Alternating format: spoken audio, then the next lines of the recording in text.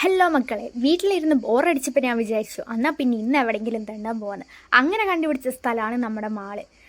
Mall വിട്ടിട്ട് ഒരു കളിയില്ലല്ലോ. മാളാണല്ലോ നമ്മുടെ മെയിൻ സ്ഥലം.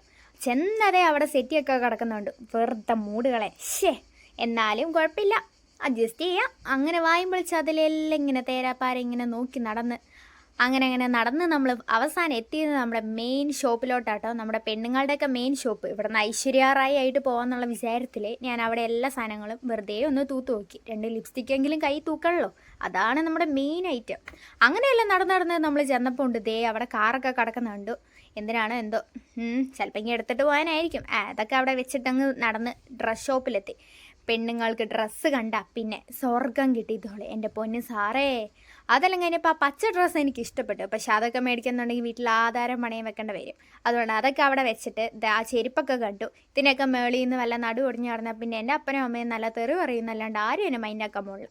അത് കഴിഞ്ഞപ്പോൾ ബുക്ക് ഷോപ്പിൽ പോയി. എന്നാൽ പിന്നെ 2 പഠിപ്പിസ്റ്റ് ലുക്കങ്ങ് കളിച്ചേക്കാന്ന്. പക്ഷെ ഒരു സത്യം അറിയോ നിങ്ങൾക്ക്, എനിക്ക് ഇറ്റാലിയൻ അറിയത്തില്ല. അതുകൊണ്ട് ബുക്ക് വെറുതെ തിരിച്ച് മറിച്ച് നോക്കി അവിടെ തന്നെ വെച്ച് ഒരു മനസുഖം. അത് കഴിഞ്ഞപ്പോൾ ദേ ഡയമണ്ടിൻ്റെ ഷോപ്പ്. പക്ഷെ ആ ഭാഗത്തെ കൂടെ പോലും കണ്ണ് നോക്കാണ്ട് ഞാൻ നേരെ നടന്നു. കാരണം ഇതൊന്നും മേടിക്കാനുള്ള ഗതി നമ്മുടെ തൽക്കാലം നമ്മുടെ കയ്യിലില്ല. അത് കഴിഞ്ഞപ്പോൾ നല്ല DJ മ്യൂസിക് കേൾക്കുന്നുണ്ടായിരുന്നു ഈ കടയിൽ നിന്ന്. എന്നാൽ പിന്നെ 2 തുള്ളിയിട്ട് പോകാമെന്ന് വിചാരിച്ചിട്ട് അവിടെ കയറി 2 മിററിൻ്റെ പട്ടിഷോയും കാണിച്ചു. അത് കഴിഞ്ഞപ്പോൾ ഉണ്ട് ദേ ലൈറ്റ്, നല്ല പള്ളി പെരുന്നാൾ പോലെയുണ്ട് ലൈറ്റ്. എന്തായാലും അതൊക്കെ കണ്ട് നിന്ന് കഴിഞ്ഞപ്പോഴത്തേക്കും ദേ അവിടെ നമ്മുടെ കണ്ണാടി ഷോപ്പ്. കണ്ണാടിയും വെച്ച് 2 പട്ടിഷോ കളിച്ച് അവിടെ നിന്ന് ഇറങ്ങി. പിന്നെ അതേ നോക്കുമ്പോൾ നല്ല അടിപൊളി കാർ, നേരത്തേക്കാളും നല്ല കാർ. പക്ഷെ നമ്മുടെ വീട്ടിൽ ഇതിനേക്കാൾ നല്ല കാർ എന്നുള്ള ഭാവത്തിൽ വേണം നമ്മളിതിൻ്റെ ഫ്രണ്ടിൽ കൂടെ അടക്കാൻ. അതാണ് അന്തസ്. അത് കഴിഞ്ഞപ്പോഴത്തേ ഈ തോണി പോലത്തെ എന്തോ കണ്ടു. നമ്മുടെ പ്രളയമാണ് എനിക്ക് ഓർമ്മ വന്നത്. അത് കഴിഞ്ഞപ്പോഴത്തേ നല്ല ക്യൂട്ട് ഷോപ്പ്. ക്യൂട്ടെന്ന് പറഞ്ഞാൽ അവിടെ ഞാൻ ഉണ്ട്. ക്യൂട്ട്നെസ് വാരി എറിയാ ഞാൻ അവിടെ കിടന്നിട്ട്. പിന്നെ എല്ലാ സാധനവും വെറുതെ ഇങ്ങനെ എടുത്ത് നോക്കി. ഒന്നും മേടിച്ചില്ല കേട്ടോ, അതാണ് യാഥാർത്ഥ്യം. അത് കഴിഞ്ഞപ്പോൾ നേരെ മുകളിലോട്ട് പോയി. അവിടെ നമ്മുടെ മിക്കി മൗസ് വെൽക്കം ചെയ്യാണ്ടായിരുന്നു. Thank U.